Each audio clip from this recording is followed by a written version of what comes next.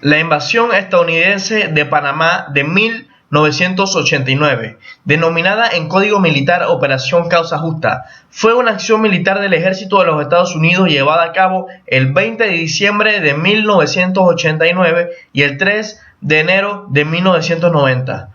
Se realizó durante la administración del presidente de los Estados Unidos George Bush en las ciudades de Panamá y Colón. El 15 de diciembre de 1989, Panamá, bajo la dictadura del general Manuel Antonio Noriega, se declaró en estado de guerra contra Estados Unidos. Diversas fuentes indican que la invasión se dio en violación al Tratado Constitutivo de las Naciones Unidas y las organizaciones de los Estados Unidos. El 29 de diciembre de 1989, la Asamblea General de los Estados Unidos condenaba la intervención como una flagrante violación del derecho internacional, con 75 votos a favor, 20 en contra y 40 en abstinencia. La acción militar estadounidense tenía como propósito desmantelar las fuerzas de defensa de Panamá y capturar al general Noriega, dictador militar en este país desde 1983, quien además era antiguo colaborador de la CIA y era requerido por la justicia estadounidense por los delitos de extorsión y narcotráfico. Como resultado de este ataque, se destruyó gran parte del barrio popular de Chorrillo y también fueron afectadas otros importantes sectores de la ciudad de Panamá y de las ciudades de Colón. Además, se produciría un número indeterminado de muertes de civiles militares y existen diversos informes que indican que se cometieron varios crímenes de guerra. En medio de estos acontecimientos se juramentaban como presidente y vicepresidente de la República Guillermo Endara, Ricardo Arias Calderón y Guillermo Ford en la base militar de Clayton, claramente ganadores de las elecciones de mayo de 1989. Human Rights Watch describió la reacción de la población civil panameña a la invasión como generalmente comprensiva. Antecedentes de la época republicana en Panamá. La trágica y misteriosa muerte del general Omar Torrijos Herrera, el 31 de julio de 1981, cuando se estrella la avioneta donde viajaba en el área montañosa de la provincia de Coclé. La muerte del máximo líder militar del país da paso a un entorno de inseguridad política y económica en el país. A raíz de la muerte del general Torrijos, se suscita una lucha de poderes en el engranaje militar. La misma se refleja con el cambio continuo en el poder de líderes presidenciales. Al general Torrijos le sucede el coronel Florencio Flores. Cabe recalcar que en aquel entonces la figura del presidente era políticamente manejada por la milicia. Posteriormente, en el collage de poder, donde sobrevive el más fuerte, queda al mando Rubén Darío Paredes. En medio de escándalos y supuestas malversaciones de fondos públicos, se suprime drásticamente del poder al presidente Aristides Royo, debido a su alineación de progreso y política exterior relacionadas al país norteamericano, lo que no era visto con buenos ojos por los líderes militares. En el año 1982, Aristides Royo es reemplazado por Ricardo de la Espriella. El país enfrentaba entonces una gran crisis económica. En otra instancia, el general Paredes se retira de la Guardia Nacional para fungir como candidato presidencial con el supuesto apoyo de su partido.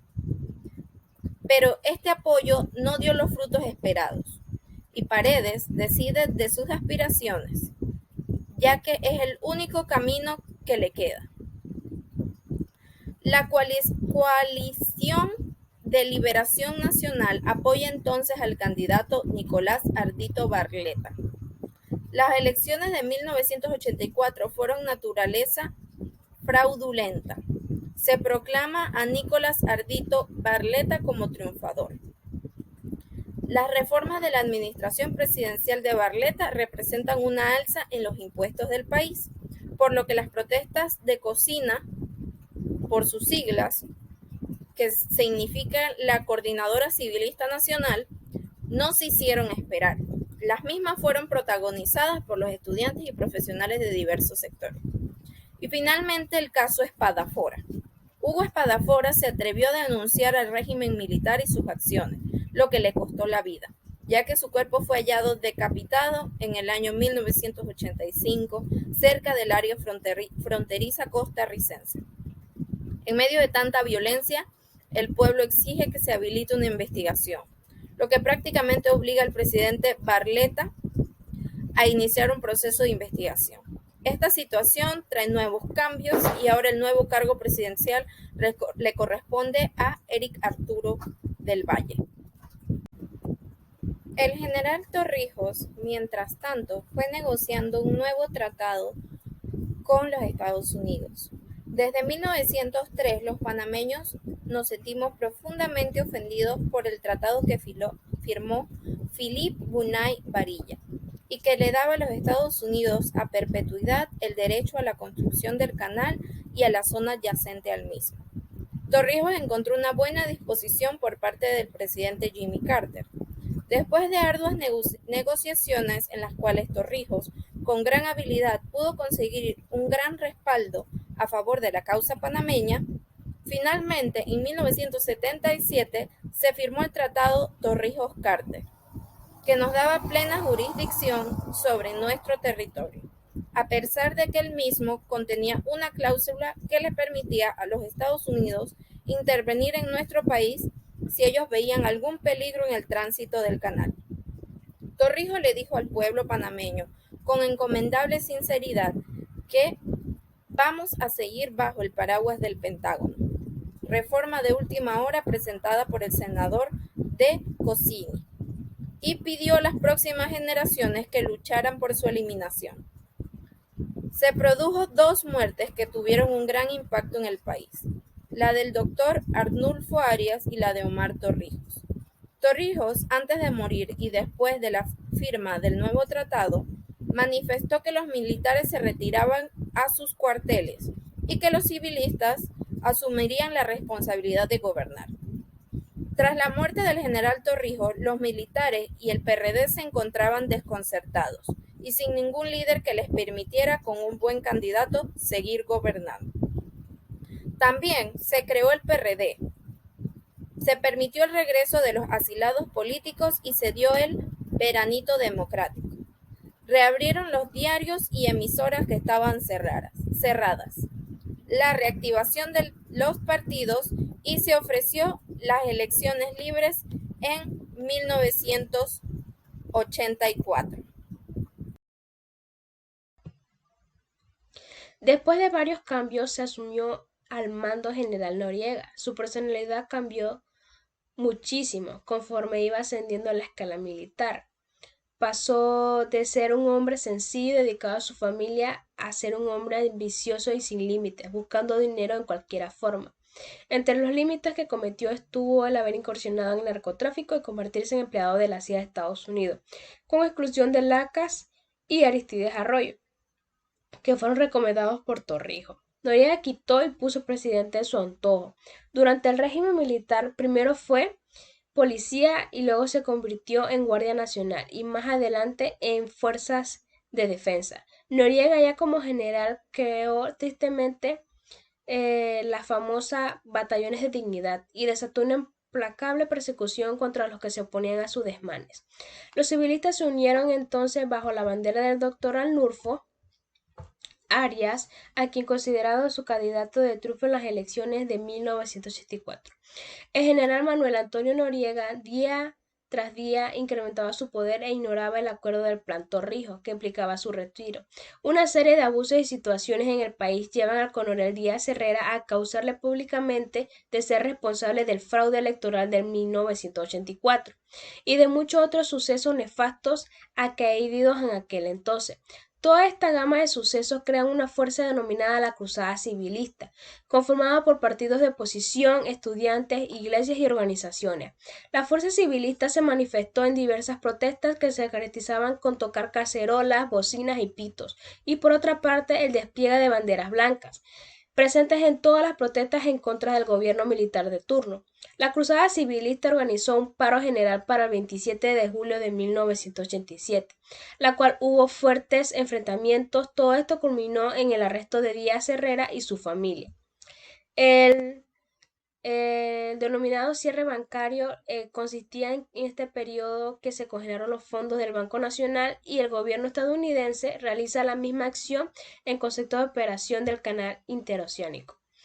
El 25 de 1988, Eric Arturo del Valle anuncia la destitución de Manuel Antonio Noriega, pero el poder de Noriega era superior y sustituye a la del Valle por Manuel Solís Palma, entonces ministro de Educación. Por consiguiente, las elecciones de 1989 se dan en el marco de participación de las coaliciones partidistas, las coaliciones de Liberación Nacional y la de Alianza de Oposición Civilista. El gobierno de turno anula las elecciones ante el evidente triunfo de la Alianza Civilista y se dan fuertes enfrentamientos y sangrientos como resultado, donde la oposición lleva la peor parte. Iniciando el mes de octubre de 1989, un alto oficial de la Fuerza de Defensa, Moisés Giroldi, intenta dar un fallido golpe de Estado al gobierno militar. Ese mismo día, en horas de la tarde, el mayor Giroldi es trasladado y encarcelado junto a sus aliados. Posteriormente es ejecutado. Todo esto crea una atmósfera de defensa y hostil en las relaciones con los Estados Unidos de América.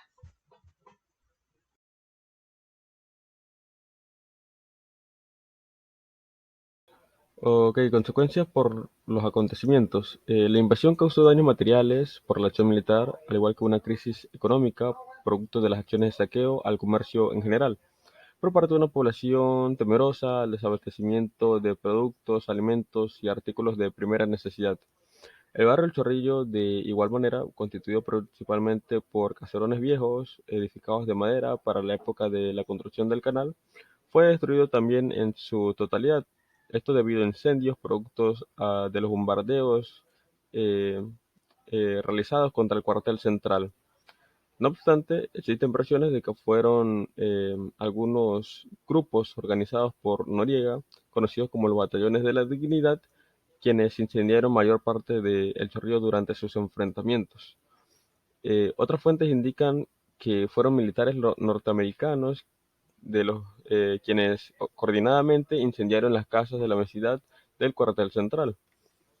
El sismógrafo de la Universidad Nacional de Panamá registra 442 explosiones mayores en las primeras 12 horas de la invasión, aproximadamente una cada 2 minutos. Por su parte también, siendo la policía un componente de la fuerza de defensa, al no estar presente, este dejó indefenso, sin autoridad y vulnerable a la ciudad de Panamá, permitiendo a ataques a edificios públicos, a comercios, a escuelas y hasta viviendas particulares por parte de delincuentes comunes hasta que se restaurara la fuerza policial.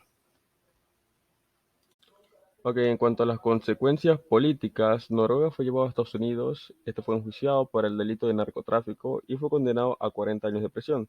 También por su parte, en Panamá, este fue juzgado en ausencia y fue condenado a 15 años por los asesinatos de Hugo Espadafora, 20 años por la masacre de Albrook y fusilamiento de varios miembros de las fuerzas de defensa de Panamá, además de 20 años por la ejecución de Giroldi, 5 años por el delito de la libertad individual de Humberto Macea y 18 meses por corrupción a funcionarios. Eh, por otra parte, Guillermo Endara, ganador de las elecciones generales en Panamá de 1889, este prestó juramento como presidente desde la base militar estadounidense Puerto Clayton, dando por terminada la dictadura militar iniciada en 1968 y llevando al país a elecciones democráticas, ejercidas hasta el presente. Por otra parte, también tenemos el 31 de diciembre de 1999, en donde, haciendo fiel cumplimiento a los tratados Torrijos-Carter, se produjo la salida del último soldado estadounidense de territorio o suelo panameño, y también se dio el regreso de territorio de la zona del canal al territorio soberano de la República de Panamá. El legado. En 2014, el presidente Juan Carlos Varela declaró por primera vez el 20 de diciembre como Día de Reflexión Nacional, además de crear la Comisión 20 de diciembre de 1989, con la finalidad de dedicar un tiempo de reflexión en memoria a los compatriotas que perdieron la vida durante la intervención armada a Panamá, como un acto de reafirmación a nuestra soberanía nacional. La comisión está formada por diversos ciudadanos panameños nombrados por el presidente de Panamá y es asistida por voluntarios.